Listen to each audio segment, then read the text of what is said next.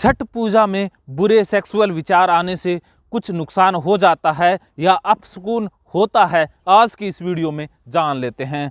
बहुत सारी ऐसी महिलाएं हैं जो छठ पूजा करती है, अन्य देवी देवताओं की पूजा करती है और बचपन से हमें ये सिखाया जाता है कि जब भी पूजा अर्चना की जा रही हो या जब कोई आरती की जा रही हो, उस समय बुरा सोचना नहीं है, उस समय कोई गंदा विचार मन में लाना नहीं है, उस समय कोई किसी भी प्रकार का कोई सेक्सुअल विचार मन में आ जाए तो वो पाप होता है, उसमें माता रानी नाराज हो जाती है, वो नरक में डाल देंगी, वो सजा देंगी।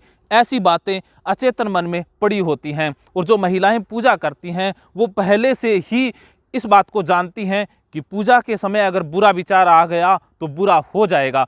जैसे ही वो पूजा करने जाती हैं, चाहे छठ पूजा में पूजा करें, चाहे अन्य किसी धार्मिक रीति रिवाज या त्योहार के समय वो पूजा अर्चना कर रही हो, पहले से ही वो मन में ये बात बैठा लेती है कि पूजा के समय कुछ बुरा सेक्सुअल विचार आना नहीं चाहिए। उससे वो बहुत ज़्यादा बचने की कोशिश करती है।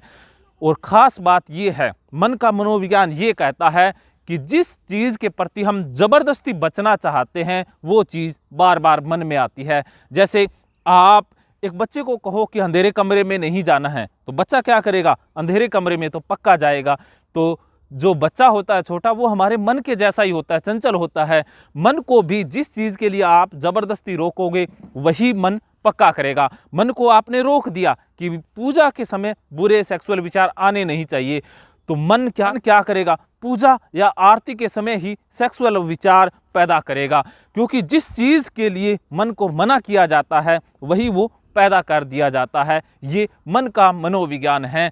और जो लोग ज़बरदस्ती करते हैं मन के साथ और जिनके मन में विचार आते हैं पूजा के समय, आरती के समय सेक्सुअल या भगवान के प्रति बुरे विचार आते हैं, वो रिलीजियस ओसीडी के शिकार हो जाते हैं। और समाज में ऐसी बहुत सारी बातें प्रचलित है, ऐसी बहुत सारी कहानियां प्रचलित हैं कि फला महिला के मन में ऐसे विचार आते थे, उससे माता का अपमान हो गया, आरती के समय उसने ऐसा मन में सोचा था, पूजा के समय उसने ऐसा सोचा था, उससे नुकसान हो गया, किसी की डेथ हो गई, कोई एक्सीडेंट हो गया, कोई नौकरी छूट गई, घर में कोई नुकसान हो गया। ऐसी बहुत सारी काल्पनिक कथाएं जुड़ी होती है, ऐसी ही व्रत के साथ बहुत सारी कहानियां जुड़ी होती है। तो इस तरह की जितनी घटनाएं या काल्पनिक कथाएं महिला ने या जिसने भी सुनी होती है वो उतना ज़्यादा डर जाता है और डर के कारण ही तो रिलीजियस ओसीडी हो जाता है।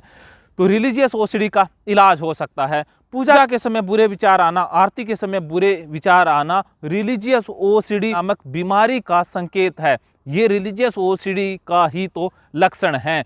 तो इसमें माता ना तो नाराज होती है, ना माता सजा देती है, ना माता कोई नुकसान करती है। इस मनोविज्ञान को समझना होगा। अगर आप चाहते हैं कि रिलीजियस ओसीडी का इलाज हो जाए, पक्का इलाज हो जाए, तो इसके लिए आपको ऑनलाइन ऑफलाइन काउंसलिंग का सहारा लेना होगा। अगर मेरी बात खाने में बैठ गई तो बल्ले बल्ले, नहीं बैठी तो थल्ले थल्ले। फिर भी थल्ले थल्ले की ज़रूरत नहीं है, क्योंकि अब आप ऑनलाइन ऑफलाइन साइकोगुरु टीम से बात करके थल्ले थल्ले को बल्ले बल्ले में बदल सकते हैं। हमने एक कोर्स शुरू किया है सेल्फ हीलिंग का। ये कोर्स रहेगा ओसीडी से संबंधित, एंजाइटी डिसऑर्डर, फोबिया, डिप्रेशन, अन्य मानसिक रोगों से संबंधित। इस कोर्स को ज्वाइन करने के लिए आप rajendra jodhpuria.com वेबसाइट पर विजिट करें। धन्यवाद।